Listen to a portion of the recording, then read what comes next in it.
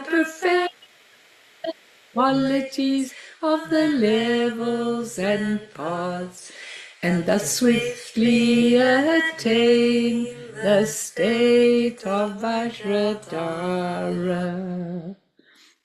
Okay, the four immeasurables. Very important, this little prayer, because when you do the deities, you'll actually see that the deities, four of the deities actually use these four immeasurables. So it's very interesting in the 100 deities. May all beings have happiness and create the causes of happiness. May they all be free from suffering and creating the causes of suffering. May they find that noble happiness which can never be tainted by suffering. May they attain universal impartial compassion, free of worldly bias towards friends and enemies. Sem jendam je dewatang dewe jutang den pa jujik, dungal tang dungal chichu tang trawa jujik, dungal mepe dewa tampatang mindrawa jujik, nering chak tang ni tang drawe tang num chempola ne pa jujik. So good morning to all of you. I love to see all of you. It's so divine when I see all of you. It really stirs me on. And we're going to do Exploring the True Meaning of the 100 Peaceful and Wrathful Deities, part 3 today. And you know, what I want to tell you, I don't know if I'm apologizing or not, but you know, whenever I sit down to prepare this text for you, I think to myself, I'm just going straight on to describe the deities, and then more comes to me and more comes to me and more comes to me, and I can't get to the deities. There are other things I have to teach first, but I'm very excited about that because it means that something other than Melanie is actually doing the teaching through me, and that Guru Rinpoche is giving me all the things that I need for all of you. And so that's a very exciting thing, you know, to know that that is why my two beautiful blessed masters, Tulku Urgyen Rinpoche and Taisitu Rinpoche, both of them said, this is a practice that you can use for your whole life. This practice never ends. And so I'm really excited, Halahan. I'm really excited to think that as you go along, more comes into you, There's more to understand, there's more to absorb. Because as you go high, but if you go at that level, you can also get a tremendous amount out of it. But if you start climbing the ladder, so to speak, and go into your free nature, this subject is endless. Okay, it's everything that we are. Everything is these 100 deities. It's absolutely amazing. It's everything we really are. And we don't even know about it. We've spent so much time in our lives with this silly little human body and protecting it, and some of you having millions of operations on it, you know. We've forgotten that there's this beautiful other part of us that's not touched by any of those things. So I want to start with a beautiful little story from A Sacred Compass, which is Anom Tupton's thing, which is really, really lovely. And this is what he says. He says, in Buddhism, there are two truths known as relative truth and ultimate truth. In the ultimate truth, according to Dzogchen, no one is born and no one dies. This notion of birth and death exists partly because we are living in the matrix of duality. We believe we are a separate self. If our idea of a separate self is gone, then who is born anyway? Who dies? With a separate self, we have the whole story that we are born in a particular time. We belong to certain groups, belong to certain religions. We identify with our gender. Today, people don't even identify with their gender, and so on. There is a story of life that we are constantly living, and there is death, which we are anticipating. But this whole thing developed because of our identification with the ego, the personal self. And ultimately, this turns out to be a mental construct. Now, here comes the story. One day, King Indrabodhi met with Guru Padmasambhava. He was moved by the overwhelming presence of Padmasambhava. And if you already have that contact with his presence, you can't explain it to anybody else. You just feel it so in your bones, and you feel that absolute ability to put things through you rather than from you. And when you have that, it's absolutely amazing. But he asked Padmasambhava, who is your father? Who is your mother? What is your caste? These were the questions they asked in India. What is your caste? Where is your country? Where do you eat? What do you do? Now, this is Padmasambhava's reply. My father is self-aware wisdom. My mother is the ground of all, Samanta Badri. That's my mother. My caste is the non-duality of space and awareness. My country is the realm of the unborn. I eat the concepts of duality. I eat them. No more duality, okay? My work is to annihilate all the clashes, the inner poisons. So what he's showing in his answer is he's transcended all of them. All of these things are just our mental constructs, nothing more. Where we are from, who we belong to, who our parents are. In the ultimate sense, there's no birth and death and no becoming.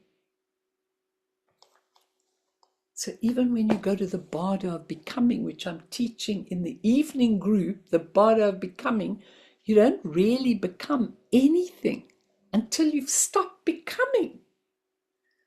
Well, all of you, I'm really tired. I'm tired. Hello, Hannah. Good to see you on the... I'm really tired of all these things. I'm tired. Millions of lives believing all these things. I'm really tired of it. I don't know about you, but if you'll hold my hand, we can tread this path together and stop this rebirth and this rebirth and this rebirth. Let us have rebirth, but just to serve others, not because we've got all this karma on a relative level to pay. Let us come in if we want to, like Guru Rinpoche, just manifest wherever he wants. If you get the rainbow body, which is the ultimate version of the 100 deities, that you get into a rainbow body, then you could just choose wherever you want to go. And it doesn't have to be permanent. It can be for 100 years. You never have a tired body. You never have an old body. You just manifest wherever you want. Doesn't that sound good? To me, it really sounds good. I'm going to give you 2 more quotes today, which also came to me. There's this beautiful book by Trale Gamkon called The Circle of the Sun, The Heart Essence of Dzogchen. It's a very beautiful book. And I want to just give you 2 quotes from him. He says, the 5 Buddha families represented by the 100 peaceful and wrathful deities are the expression of one's true identity and have always been present within one's being. Sentient beings who don't realize this are deluded about themselves and the external world. They've got duality and are distracted by the 5 psychophysical constituents. Those are your forms, your feelings, your perceptions, your habits, and your consciousness. They're distracted by that, by the 5 elements. The 5 elements are concrete, and the sensory expressions. Whatever we see and how we express themselves, we're distracted by that. Because the minute the human consciousness dissolves at death, all those things change, and they become all these 100 deities. Leave the word deities out if it freaks you out. I've got no problem. They become the 100 qualities of who you are. If you're just not tied to form, to your feelings, oh, today I feel so lousy, today I feel so happy, today I feel so disappointed, today I feel this, today I feel that. Stop. See that they don't dissolve. I had some people here for lunch yesterday, and there was this lovely young girl who had so many fears and millions of feelings. And I just had to say to her over lunch, you know, none of those are real. She said, what do you mean? I said, well, have a look at the word fear. False evidence appearing real. It appears as though they're real, but it's actually not. And at the table, I was telling her how to dissolve these fears. You know, mother was more interested than she was. But anyway, it doesn't matter. It is just it's a very interesting idea, because we're deluded by that. We absolutely deluded by that. And now I'm not interested. I've reached that age and stage of my life. If I'm with people and I'm listening to their pains and their sufferings, I'm just going to say it like it is. You know, you've got to be careful, but I'm going to just say it like it is. They wouldn't have been sitting in front of me if I wouldn't have been able to say something. We've got to make this life meaningful. When you catch the 100 deities, you'll see how meaningful it really, really is. Now, the other quote from the Circle of the Sun is this: people may ask why we see the wrathful deities, both in the bardo and in visions. Do you know that people see the wrathful deity? Because people have these dreams. And then they go, there was this terrible being in my room last night, blah, blah, blah. Meanwhile, it's something to wake you up. People are really scared. Why the wrathful deities are in the bardo and in visions? We may have, you know, in visions that we may have in our highest practices, we may see the wrathful deity. Why? Because he says these allow the transformation of what in psychological jargon is called the dark side of the psyche. Now, we all got that dark side of the psyche. We all know it very well if you're a little bit aware. It's not always angry and ugly. It's sometimes very subtle, but it's the dark side. Certain people stir jealousy in us. Certain people, I know some people, since I've been on this Buddhist path, look at me and they just don't like me. And before I've even said a word to them, they don't like me. Then I know that there's something they're picking up in me that they can't deal with in themselves.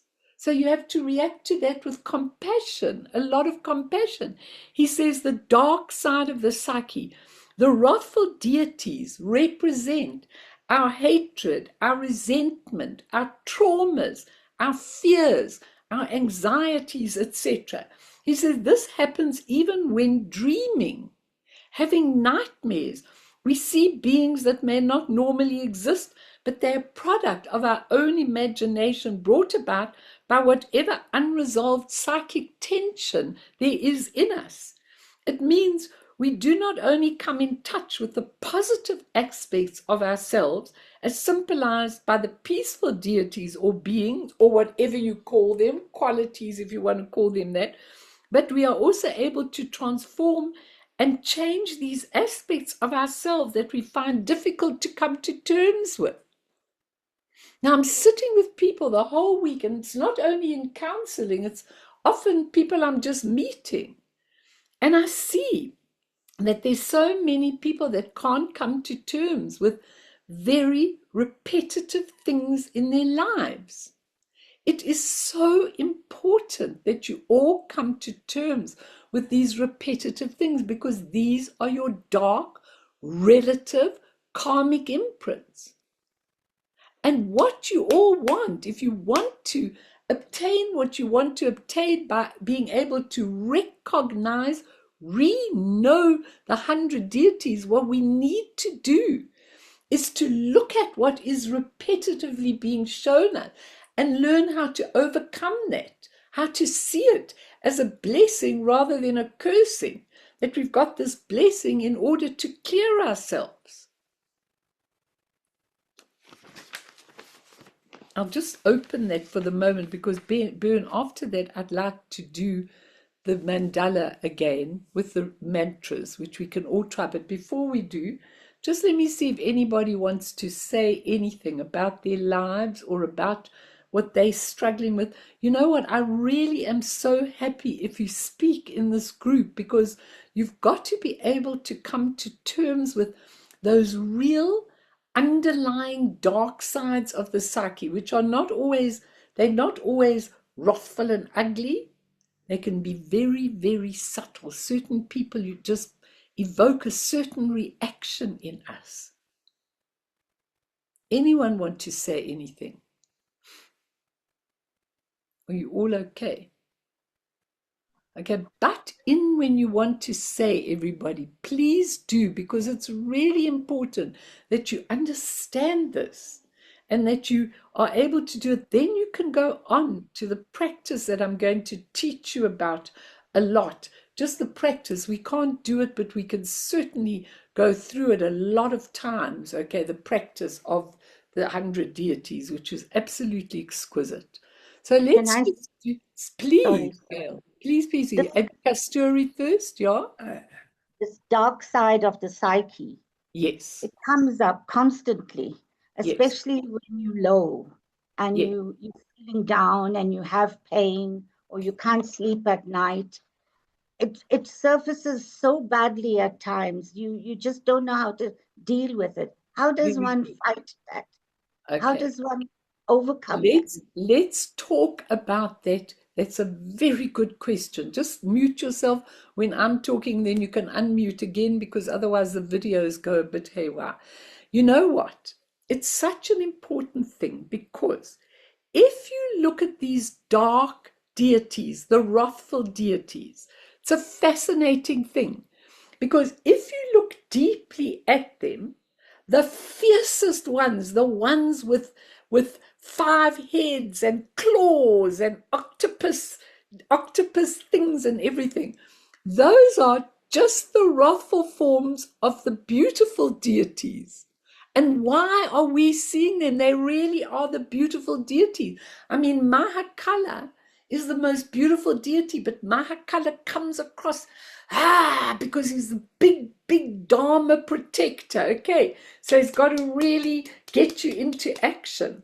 Now, what you've got to do when you see these dark things, no fighting, no fighting. You've got to embrace them. So, like in the story I told them last week when we were doing the Bardo of Becoming, I told them about that. I've told you all that one story about this Richard who was dying, and I'm going to do it with them next time. I didn't tell it last time, but he's dying. And he's having this dream every single time about this monster chasing him. Okay. And so he comes for the counseling, and he says, I can't get away from the monster. The monster chases me here. The monster chases me there. He's ugly. I can't get away from him. So she says, why don't you just let him eat you? Okay, so he lets him eat him. And she's very upset, because when he's letting the monster eat him, he's very, very ill, and he's shaking, and he's sweating, and he's doing everything. And she thinks, I wonder how wise this is. And then suddenly she says she feels as though there's sunlight in the room. And she says, and then he says, oh, I don't need any anti-anxiety medication anymore, which he'd asked me for. He said, I actually feel so peaceful and calm. Now, when you let the dark parts of you come up, even in the middle of the night, you say, okay, monsters, come and eat me, come and show me yourselves. And you look deeply. What will happen is they'll just dissolve. They'll just dissolve into the beauty of your awareness of your Rigpa, of your intrinsic awareness, because all of them are just manifestations of from your beauty. They actually are pure. They're just there to come and teach you. Will you remember that, Kasturi? And in the middle of the night, embrace the dark, embrace the pain, embrace the negativity, and see what happens. Let the monster eat you. And see, after you've gone through the dark into the light, David is shaking his head madly. Okay, when you've gone Well, through the yeah, dark, it's no, like an experience I have of this exact dynamics. I think of that story of the tiger, the Buddha, the monk offering himself to the tiger to as food, right? And how far away I am from that in the middle of the night when mosquitoes are dive bombing me like snookers. yeah, And I'm like I try and resist it, and now trying to work around that dynamic, and then sometimes I just lose it and go to war and obliterate all of them, and then yeah. I think, well, God, I'm going to be stuck in the Kali Yuga longer than most. You know what? It's so funny. Just put a plug in the wall and let them go and eat from the plug in the wall. But I know exactly what you're saying because it's our nature to fight against the darkness until you become a master. And when you become a master and enlightened, you see the darkness for what it is because there never was darkness. It's just your misconception.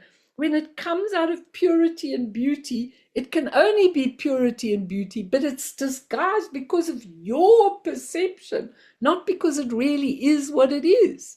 And I think a lot of times when people start drug taking, they have some of them have, oh, it was beautiful. And then they tell me all my mushroom digesting clients that I used to have. He always used to come, Melanie, please, won't you have one of these? Just try.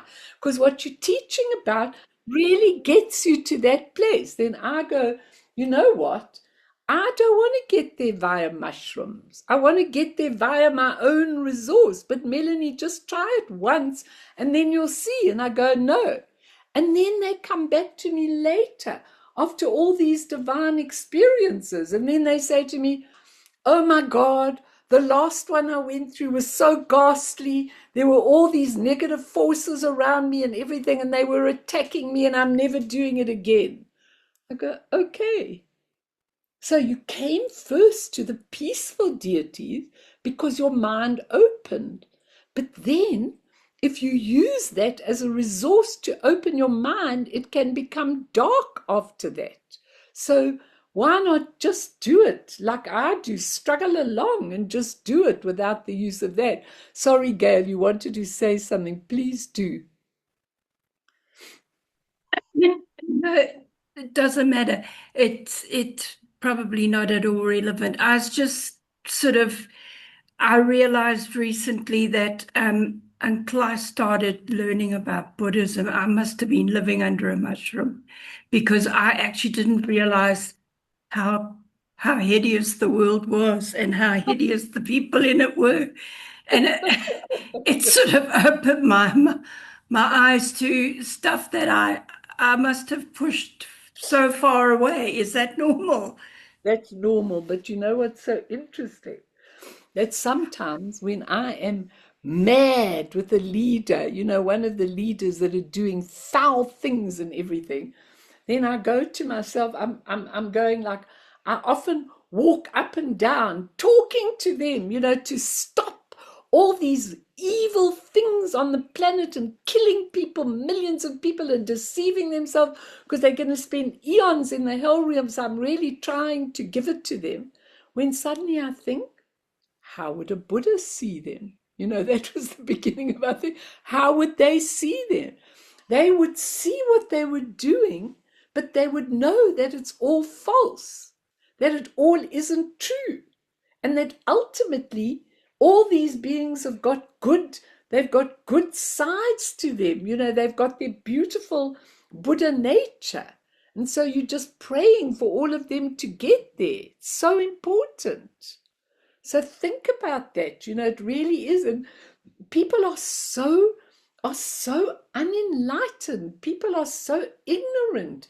ignoring the truth. They don't even know what they're doing here. So many people. We have to change this. It's really important. So let's do the mandala offering. But when we do, you can put it on, Boone. Let's all do it. You can, those of you that want to, you can even do your hands like this with Mount Meru in the middle and holding your other fingers down. So you've actually got Mount Meru in the middle. But what I want you to do with this mandala offering, there, you've got the thing. Remember, and this is what's important in the understanding of the peaceful and wrathful deities. There are 5 aspects of us. One is enlightened body or Vajra body. One is enlightened speech or Vajra speech.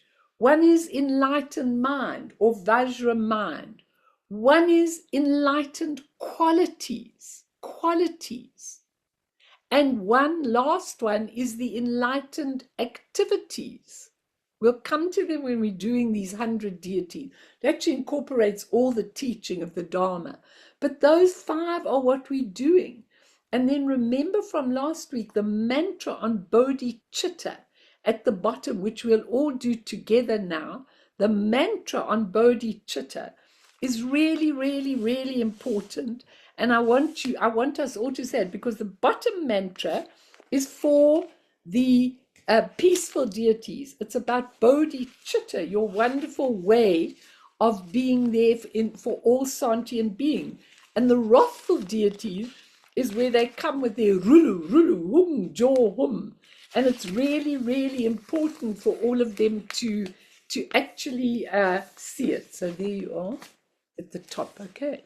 So let's all say it together and then do the peaceful deity mantra, which Tulku Urgent says you should do hundreds of those mantras, and the wrathful deities as well. So let's all say this together in a mandala offering. Hung, all sights are the body of the peaceful and wrathful ones.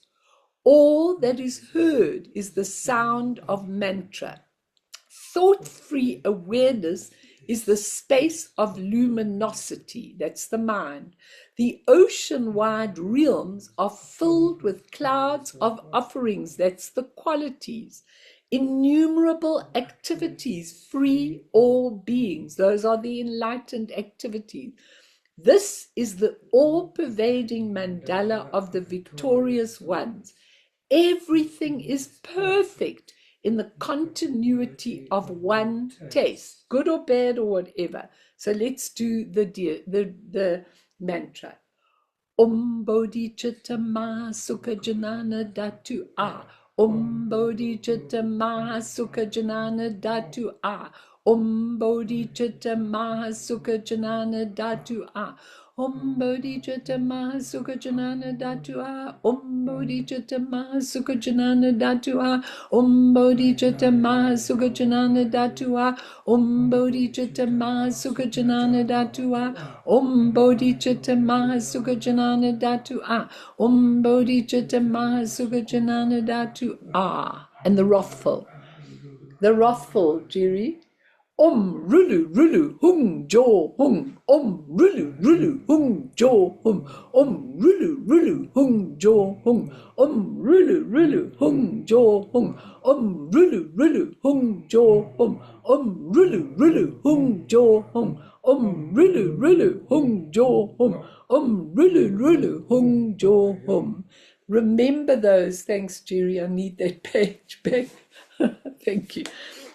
Now, when you do it, you know what Tulku Urgent Rinpoche says, which is really very, very beautiful. He says, sorry, just let me find that quote. Okay, this is what he says. Why can't I find that? Where that is. I wrote it down, everybody. Maybe it was in this. Stupid. I want that quote because it will help you so much. Don't know why I haven't got it.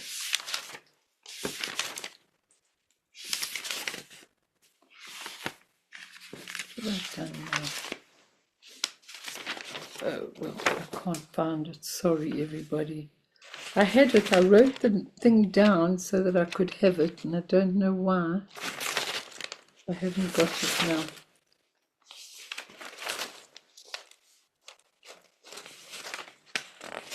So sorry. I've got so many notes and so many things. I can't find it. I'll find it just now anyway.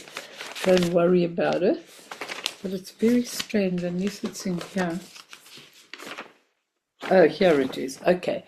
Tulku Urgyen Rinpoche said that our bodies right now are a Buddha mandala. A Buddha mandala.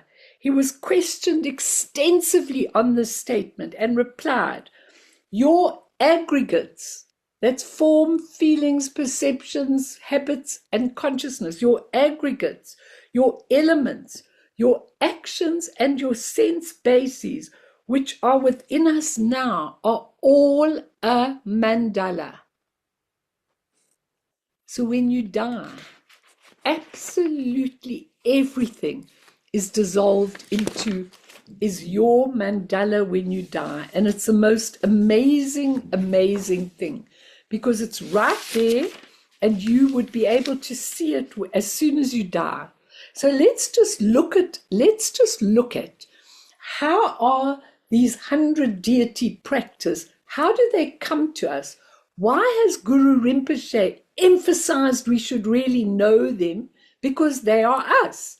And if you can recognize them, they are there. So firstly, slowly, we can learn about the meaning of the 100 deities. First, learning about the 5 wisdom Buddhas, male and female, and what transformed part of us they are. So when we look at the elements in our body, earth, fire, water, all of the elements, they are really the female Buddhas. When we die, the elements die, and now we're left with what is called the female Buddhas, those aspects, feminine aspects of ourselves.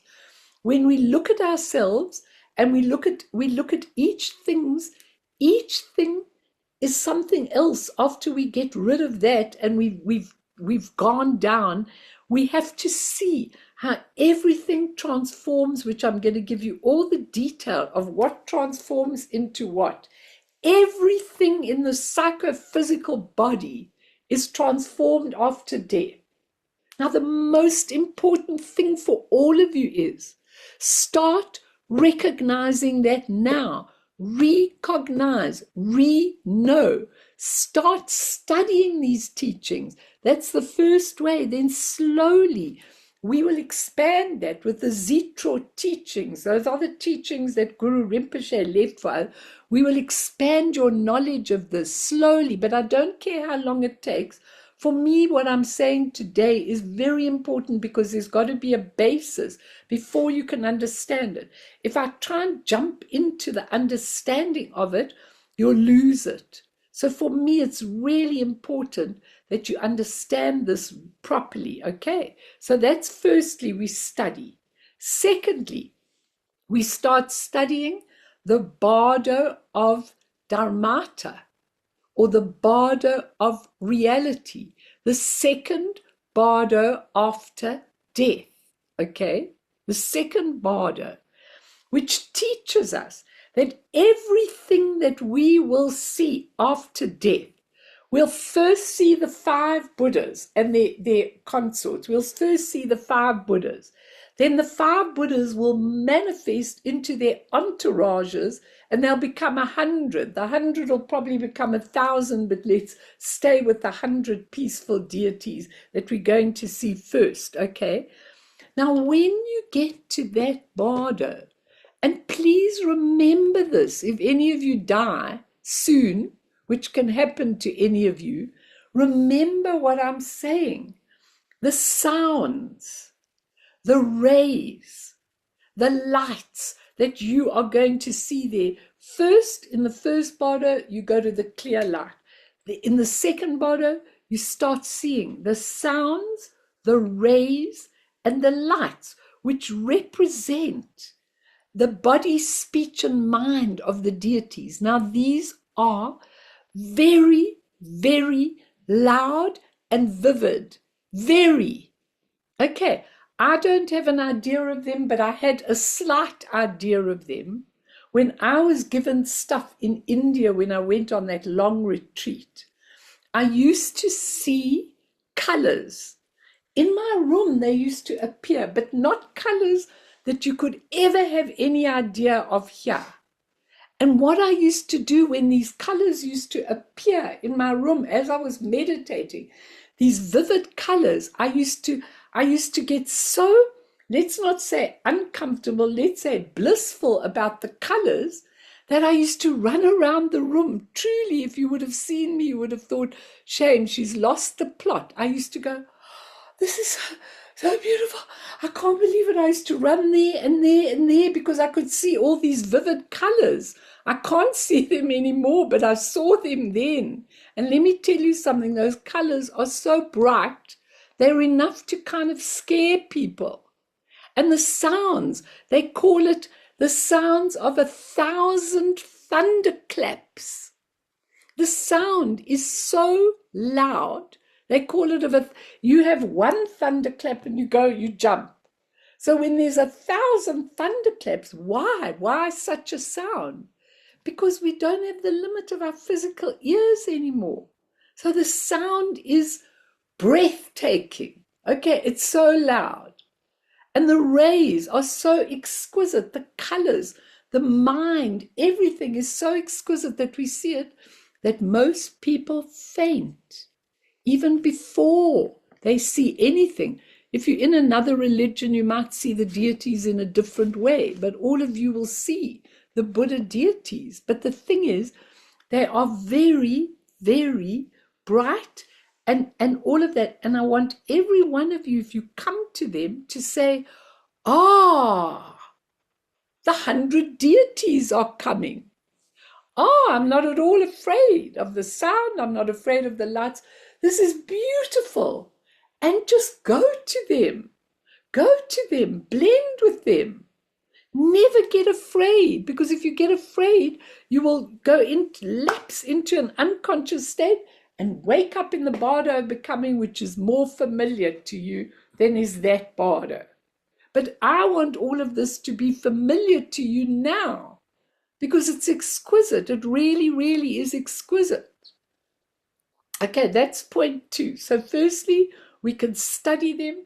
If all of you have got my beautiful book of the Dzogchen deity practice, that is such an exquisite book. Even if you don't understand it all, it's too beautiful, and it gives you those Zitro teachings and the Kunzang Tuktik, which is the practice of the 100 deities. The third point, where we get the 100 deities again.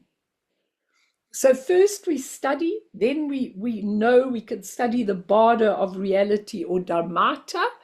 And thirdly, our beautiful Vajrasattva. Now, Vajrasattva, as you all know, can be one of the five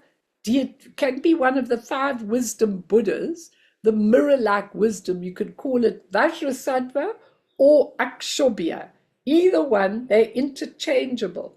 But that's only one manifestation of Vajrasattva.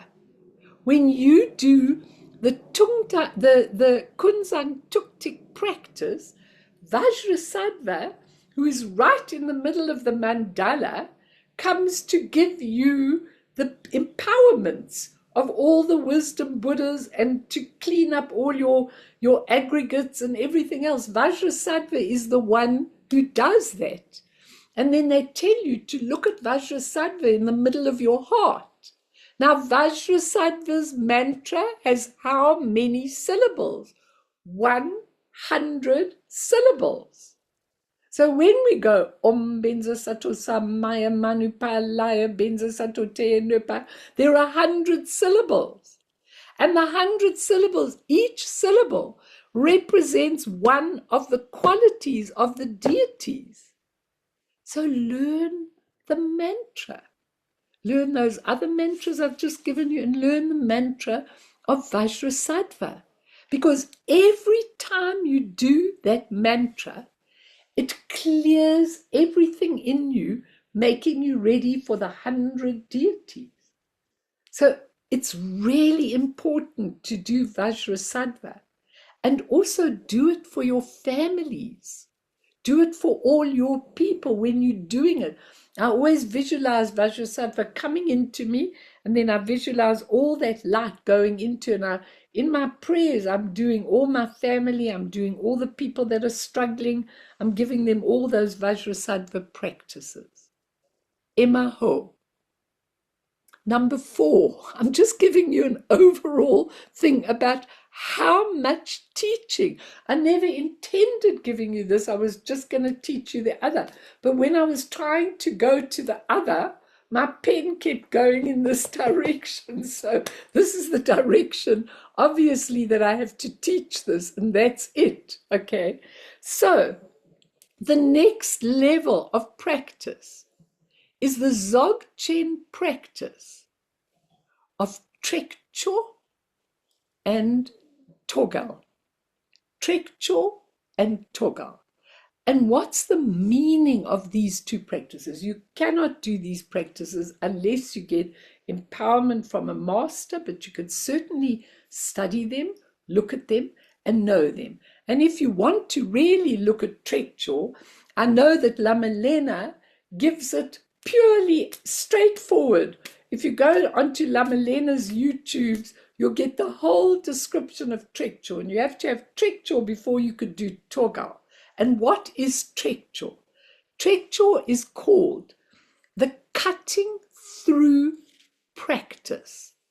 The cutting through practice. And what does it mean? What is the difference between Trekchö and shamatha that you do very well when you sit quietly and you calm all your thoughts? Big difference. Because Trekchö is when you're obviously absolutely calm, but Trekchö is when you're looking at the sky and you start developing that intrinsic awareness. So you are not only looking at space, you're looking at space with awareness. It's a non-practice. That's what Lama Lena teaches. You can go onto her YouTubes and listen to what she says about Trekchö. There's nothing to do. There's nothing to achieve. It's just a state of being past shamatha, because in the state of being, you are communing with your essence. You are communing with your essence. Okay, so you are absolutely in the essence with awareness, space, emptiness, full of possibility, but you are right there in Trekchö. It's called cutting through. Sometimes they describe it. You know, I always tell you those pick-up sticks that you get for children, you know, those colored sticks, okay? So what you do with the pick-up sticks is you hold them quite tight in your hands when you're playing with the children, and then you go zook, and they all go all over the place, okay? That's what Trekchö is. It's a letting go of all your things, whatever you've got, angers, fears, pain, everything. None of it matters because it all just goes into the empty awareness. There never was anything like that. It all just dissolves, and you sit in that beautiful cutting through your thoughts, cutting through your feelings. That's what Trekchö is. Now, Togal is the other practice. You have to know the essence if you want to know how the essence expresses itself. And Togal is a very, very, very special practice that you actually develop after you've done the Trekchö through your eyes. So it comes from the channels in your body through your eyes. And when you look out at the sky, you first see awareness, you see the Vajra chains, and then you see the bindus. The bindus are these round rainbow things out of which the beings and the qualities develop. So you see these round bindus, and then the bindus start developing into deities and into all kinds of things. And sometimes you see palaces and all kinds of things, but you're not visualizing them. You're actually seeing them. So it is a pure vision, nothing else. So you've got to be really ready for that practice to be able to actually see it. And if you achieve all the visions in the Togal, you will never go through the bardos because you will free yourself right now in your body. Amazing. Emaho.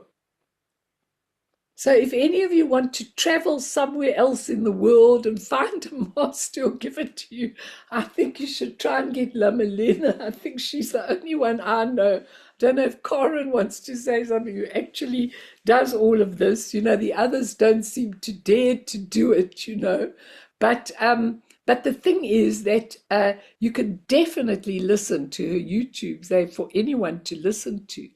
And Gautreau Rinpoche, in the book, which all of you should absolutely never be without, is Natural Liberation. You can see mine's falling apart. Padmasambhava's teaching on the 6 bardos. You should not be without this book. You should not be without this book, and you should, if you want to do the Dzogchen deity practice. But these are essential. Now, Gautreau Rinpoche says that what has happened in this age is we're in an age of degeneration. Those teachings I'm talking about used to be absolutely private and only for a couple of little disciples. And now these big masters have said, we want this to go out in the world because the people that can get it must get it. Because when we are in the worst age of degeneration, we're not in the worst. That's the bad news, okay? We're on the way, but we're not in the worst. These teachings will be the thing that you'll have in your pocket really, really, really to get beyond what is happening. But one thing, and then I'll throw it open. We can see from this how many vital opportunities, open portal to unity with your true nature there are in the Dharma teachings to come to terms with who we are. And that's what the 100 qualities are. Everything is about this in learning the Dharma. Can you see all these different ways how important this is in our lives now? And we can start recognizing and working with 100 deities.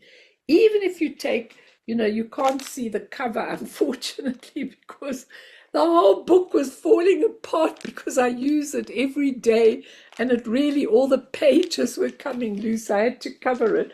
But in the Dzogchen deity practice, which is mainly by Tulku Urgyen Rinpoche, you really should get that book. Because I really think that if you start reading it, even if you don't understand, you can text me with pleasure what you don't understand. Now, one but, which is really important for all of you. Don't forget the importance of Nondro. If you haven't done the preliminary practices, you will never be able to get this. Why? Because the preliminary practices are what clears the way for you. Now, even in the Kunzang Tuktik, when he gives the practice in English and Tibetan in this book, okay, he actually gives the one chapter. I'll tell you what chapter it is. This is it. The one chapter called The Mind Ornament of Samantabhadra. It's by Dilgo Khyentse Rinpoche, also the great master.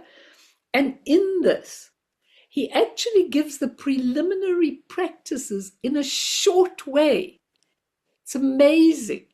So in this practice, you have to do the 4 mind changes. And you know what, all of you? I am very happy to have a session or 2 on the 4 mind changes. You have to ask me, because some of you will say, no, I've done it, it's too boring for me, or whatever the case is. But if you look at the 4 mind changes, precious human birth, impermanence and death, karma, and putting your head on a block in samsara, because it's all going to be suffering in the end if you don't change it. Those 4, what they do is they take your mind from looking away from the truth and make you look to the truth. They're called mind changes. Now, I did all of them. You have to do them for a long time if you do the Nondro properly. In this book, he gives it to you in a very shortened way. So for those of you that want to look at those chapters, you can ask me. But just understand, when you do the Nondra practices, when you do the Nondra practices, first of all, the mind changes. I'll throw it open after this promise. First of all, the mind changes, which are so important for you because they prepare your mind. It's like if you want to plant seeds and you plant it in unprepared soil, those seeds won't grow. But the mind changes, the 4 mind changes, a lot of you have done a lot of them, but they can go on and on. And if you want them, ask me. I'll do them with you. Alan's also done them, and you can get them on YouTube. I think at the centers thing, Bern can give you the reference. But the thing is, it's really important. And then the 4 practices, which he does in the 1 chapter, very, very, very briefly, so they don't take a long time. But number 1, taking refuge. So when you come into a shrine room, we do the prostrations. Even if your body isn't okay to do the prostration, it's very important to take refuge, which can be done on different levels. So if you want to do it on the highest level, it's taking refuge in your Dharmakaya, Sambhogakaya, Nirmanakaya, which is all in the book for you. But you need to take that refuge because you need to have that link. And if you want to believe in your own Buddha nature, you can take refuge in the 3 kayas, which is very easy with very short practices. So refuge and bodhicitta. I want to do this because I want to help all beings. That's the first prelim. Second prelim, Vajrasattva practice. He also gives that in a shortened way in this book, which is really, really important. You need to do Vajrasattva to clear yourself and to develop enough so that you can look at the 100 deities. So that's the second one. Then you need to do the mandala offering. Even if you do what we just did now, or you do his short mandala offering, in the book, he does this mandala offering, which is really, you can't get it easier than this. He goes, within the space of emptiness, I place as heaps awareness resting freely. This mandala of undivided space and awareness I offer to the Sugatas, that's the Buddhas of primordial purity. Guru Mandala Puja Ho. Guru Mandala Puja Ho. Guru Mandala Puja Ho. That's the whole practice. And you can add in what you're offering. I'm offering what I'm doing here. I'm offering my beautiful speech. I'm offering the art that I do. I'm offering. You can add to that in your mandala offering, but it gives such a short one like that. But it's very important, the mandala offering. Why? Because when you offer, you develop generosity. When you develop generosity, you can get back what you are looking for. Look, maybe I'm giving you a lot all in one breath because when I was writing it, this is what I really thought I have to say. And finally, the Guru Yoga, which I've given the teachings on the Guru Yoga. You can go, you can even do it with my voice in the YouTubes, But in this chapter, he just goes, Om Mahung, and he does the first empowerment, the second empowerment, the third empowerment, the third empowerment, and the fourth empowerment, all in one paragraph. And you could do it from here with pleasure. But those 4 are non-negotiable. Tulku Urgent says you're supposed to do them 400,000 times in this deep, dark age. Okay, but I did them 100,000 and now I do them every day, to do them. But that's what makes you ready. Okay, questions, everybody, please. Questions and whatever you want to know. And then we'll do some meditation, because I have all the notes for you to explain what the 100 deities are, but I really couldn't do it without doing this. My pen wouldn't allow me. So Gautreau Rinpoche says the very fact that you still attached to the cycle of existence is itself proof that you do not know the preliminaries. What have you got to say, Jerry? Jerry's sitting here. Blown away. He's blown away because he hasn't come for a while. So now we've gone on to the time to wake up. Okay, we're all getting old, Jerry. We've got to be ready to go. Oi, my goodness, it wasn't water. We've got to get ready to go, It's really important because 100 deities are there. Anyone, ask, moan, groan, do whatever you want, okay? Just tell me whatever you want to know. I'm very happy to give you. I'm waiting for you.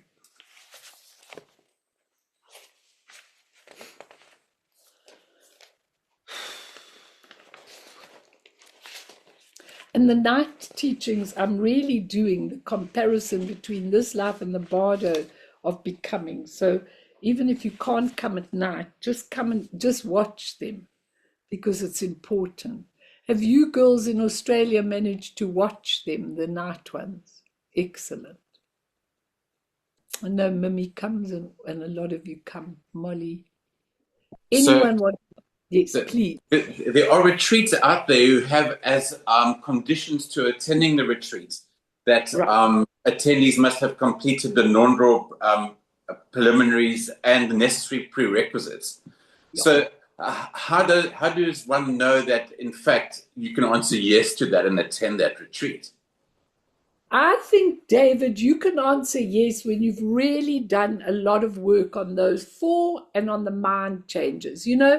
It is supposed to be 100,000. You're supposed to do 100,000 mantra, 100,000 mandala offerings, 100,000 according to our lineage of what we've got. Okay.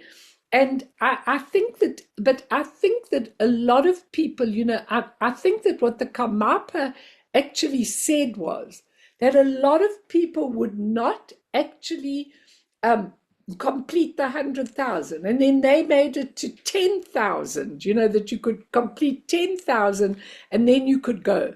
The thing is, we've got it all on video. Alan Muller's really the expert. I am very happy to do stuff with you. If you're not bored with it and if you want me to, I am extremely happy, but please request it of me, because I want you to be stimulated and allowed. I'm very happy to do it because, I did the mind changes. and they had to be in the original Nondra.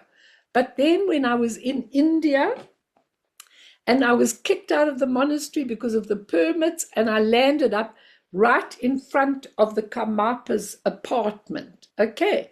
And when I got to the Karmapa, I didn't know what to say, because all these guards were around him, and even I became quite scared, because it's really scary. There are all these people, there are these guards all around him and everything, and you don't know what to say. You feel stupid saying anything. So I told you all. I said, Your Holiness, can you clean me up? That's what I said. And he said, yes, I can. Anything else? And I didn't know what to say after that. I was so mad that I didn't prepare anything, because apparently if you did say yes, then he says, come and sit on the floor. He's on the chair and you're on the floor, and then you can ask all your questions. I was mad with myself. But anyway, he cleaned me up. And the cleaning essentially was done with the 4 mind changes. And I sat for a few weeks sitting there.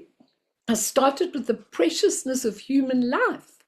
And first I did all the things you're supposed to do according to the Nondra. There are all these particular things that you're supposed to be birthed in. And then afterwards, as I usually do, I just went off on my own expedition. And I went into the preciousness of human life. I started to say, oh my God, my parents, they gave me this and that. Wow, this was so precious for me. This was so precious. I'm so lucky that I got that. And I'm so unlucky that I didn't get that. And how come I had to be in Judaism for so many years and I really believed strongly in it. And then I came out of it and went into other things. I didn't come out of it ever because that's my identity in terms of samsara. But I really went further and further. And in this cleaning of those 4 mind changes, I did all of this. When it went on to impermanence and death, I thought of the deaths of different people. I thought of the real impermanence of life. I got scared. Maybe this is going to happen. I look at my little dog and he's really getting old and I don't want him to go. And so, because they're my friends. Joss calls them my disciples, my loyal disciples, okay? And, I look at them, they're both so old. He's even older than me. And I think to myself, oh my God, he's going to be gone. So I go through the whole of impermanence and what it really means and how you would cope with this. I went through such depth, mind changes, and I think I was able to do it because the Karmapa's energy was there and I'd requested it. So I cried. I cried and cried and cried and cried. So I used to go on the cushion after I'd done it and cry and cry. And then I used to get up and go, well, Melanie, what are you crying about? And then I went, I don't know. I don't know why I'm crying. I'm just crying. But boy, I got cleaned up because when I came back to Taisitu said, now your mind is ready. So I'm just saying that. Please, Mimi, go for it. When I spoke to Lama Yeshe Yes. long ago, I said I really struggle with the prostrations. And he said to me, Duvajra Safta. Do I take that as an instruction now? Yes, definitely. So he said, don't worry about that. Just No. Duvajra Saftva. And you know what, Cooks? You can also you don't have to necessarily do the prostrations. If they are hard for your body, I know, Luce, you also have a bit of trouble with the prostrations. Evie, you had trouble with prostrations, maybe. A lot of you, Kasturi. But what is really important... It was the amount that was hard. Yeah. So many was just too overwhelming for me. I can't do that. I do just a dozen every day. I used to do 300-400 in a day when I was younger. I do full prostrations and my physical body can't do them now like I used to do them. I used to do hundreds of them. I can't do that now. It's not the amount that you do. It's how you take the refuge. And which level you take the refuge. And just mute yourself, Kasturi. And which level you take the refuge. Okay? Because you can say, without even doing a prostration, you can go, I take refuge in the Buddha, I take refuge in the Sangha, in the Dharma, I take refuge in the Sangha. And you could just even go on your hands, or you could just go like this. That's fine. That's the first level. But then the second level is, I take refuge in the Guru. I take refuge in the Yidam. I take refuge in the Dakini. That's the next level, the Vajrayana level.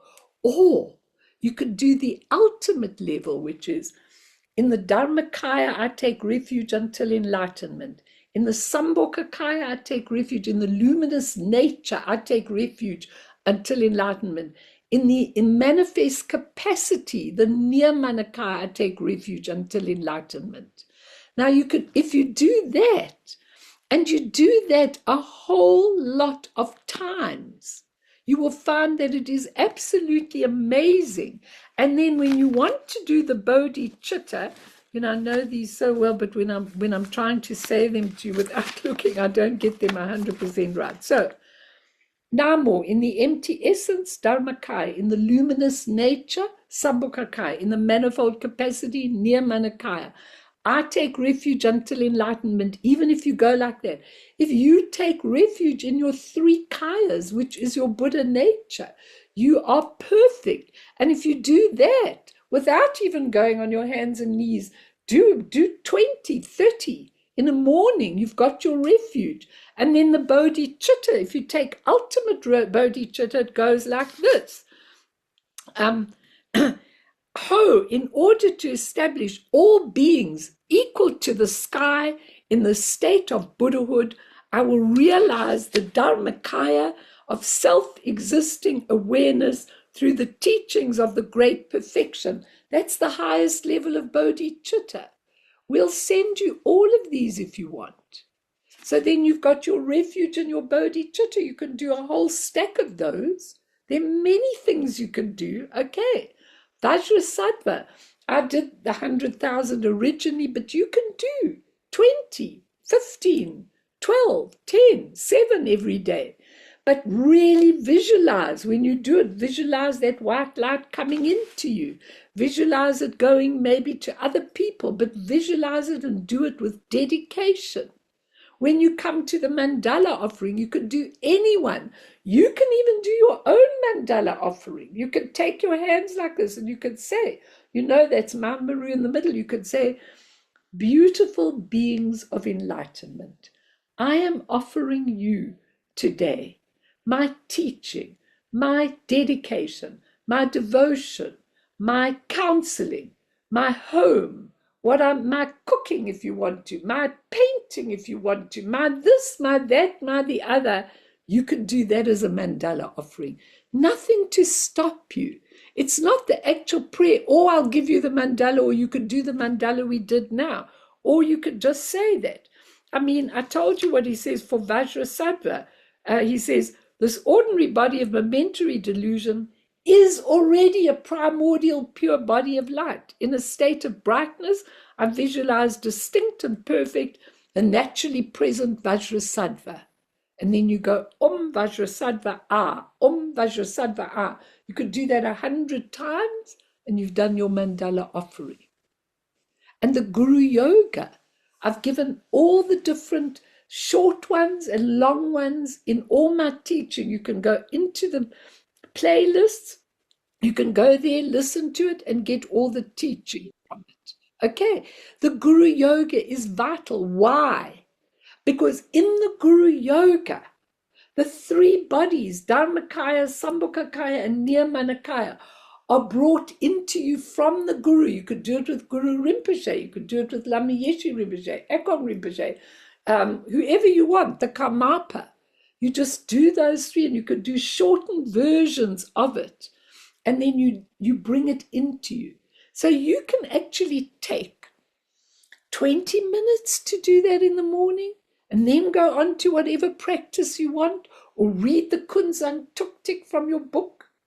You can do whatever you really want to, but you don't have to do hours and hours and hours. It's your devotion. It's your dedication. Do you all understand what I'm saying? That's all that's important. You want to prepare the soil. And if any of you die tomorrow morning, you're ready. You're ready. You go, like the child going to its mother. You just, as your body dies and the inner elements die, and then you're there, you actually saying to yourself, you're not listening to anyone telling you all these rubbish next to your bed. You're saying, now I'm going to transfer my consciousness out into the clear light. If you didn't manage to do that, then you're going to do it in the Bardo of Dhammata. The sounds, colors, rays, the deities, I know them. We've learned them. I'm going to teach them to you good and proper. I don't care how many sessions we have. Doesn't matter. Do you all understand?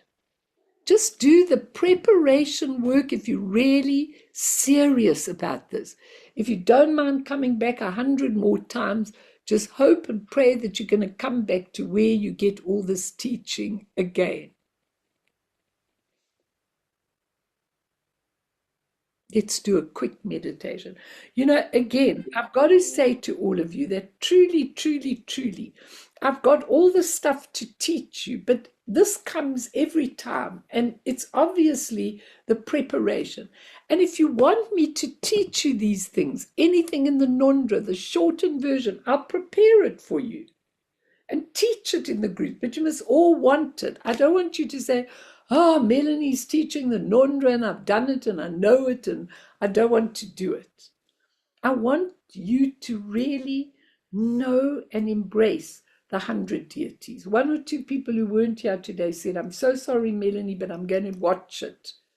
Because we must go on like this. And I'm going to be away 2 weeks in April. So I think we're going to just take a break because it's too much for me to try and get other people to do it. And then I'm not with Wi-Fi, it's too difficult. But let's do some meditation, everybody. Just meditation to absorb this. I know it's a lot.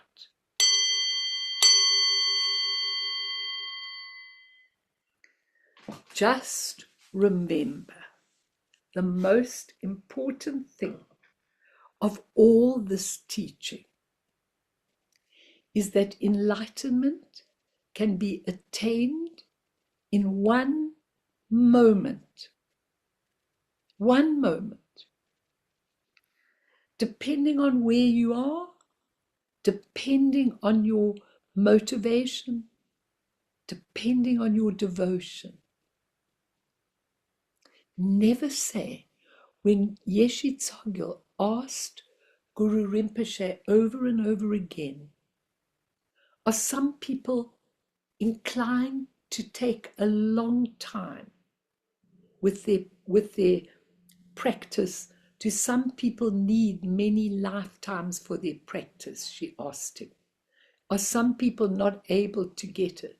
He said, everybody's able to get it in that moment.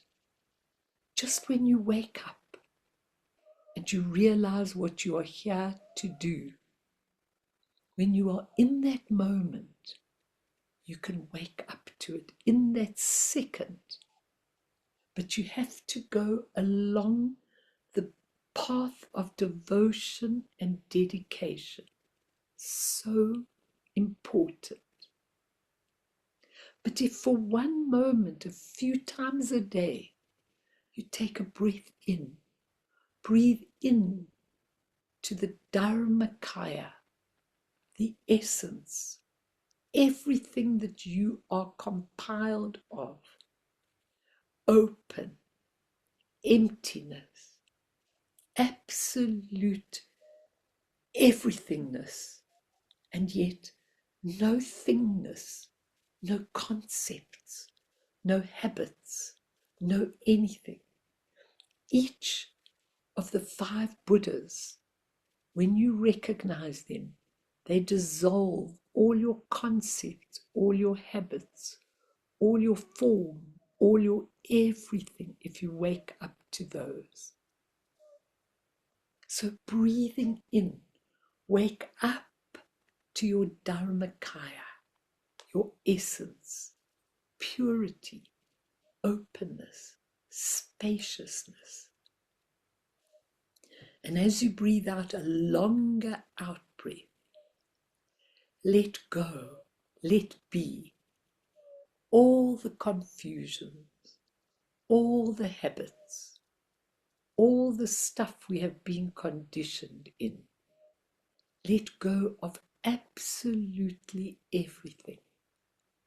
Let it just dissolve into the beautiful essence. Know that none of it is tangible, none of it is true, none of it is anything real. In fact, there's no outside force. There's nothing in duality. The duality is all of our things. Jill, just mute yourself so we can't hear your noise. The duality is absolutely false, fictitious. If you look at your essence and you remember every day, several times a day, that your essence is open, spacious, contains everything, then you will be able to breathe out in a deep breath all the things you are storing, all the things you're scared of, all the pains, all the hatreds, all the angers. Just breathe it out into the essence and just sit like this a few times a day, remembering your Buddha nature, bringing it back into consciousness.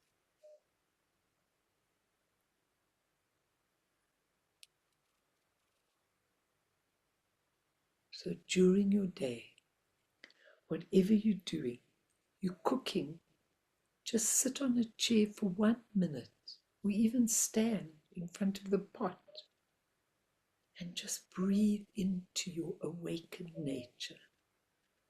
This is your vital practice. It has everything within it and is not affected by any of your nonsense, your duality, your ideas, your problems, your limitations. It's not affected.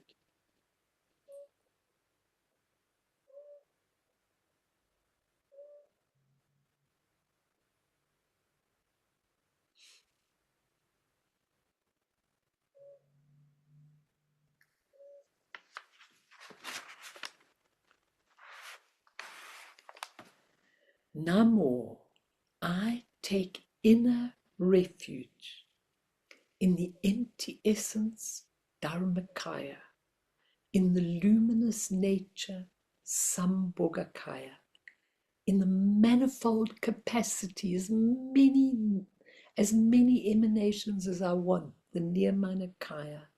I take refuge until enlightenment. That's enough. To know that you have the three bodies, to know how they function, the essence. Out of the essence comes the pure colored rays, the Sambhogakaya, beautiful in its form, powerful, everything in the 100 deities. And the Nirmanakaya can manifest anywhere and everywhere. And you take refuge in that you have these three. And there you are, right in the moment.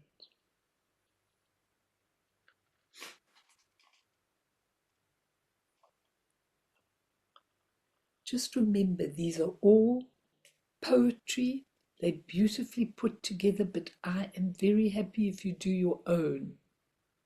If you say every day when you're doing bodhicitta, I am here for the sake of all beings. That's all I want, to be able to serve and help all beings.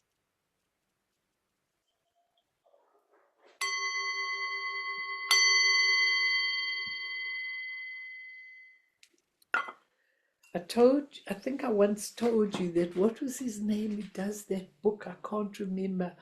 One of the Western teachers said when he did a retreat with his people and he was teaching them the mandala offering, he said, put everything in that you want.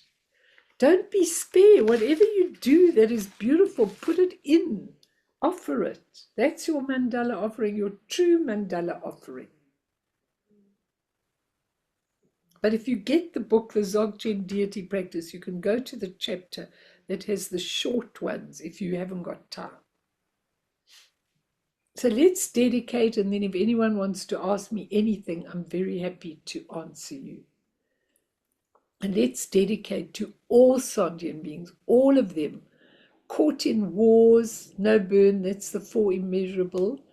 Caught in wars, thank you.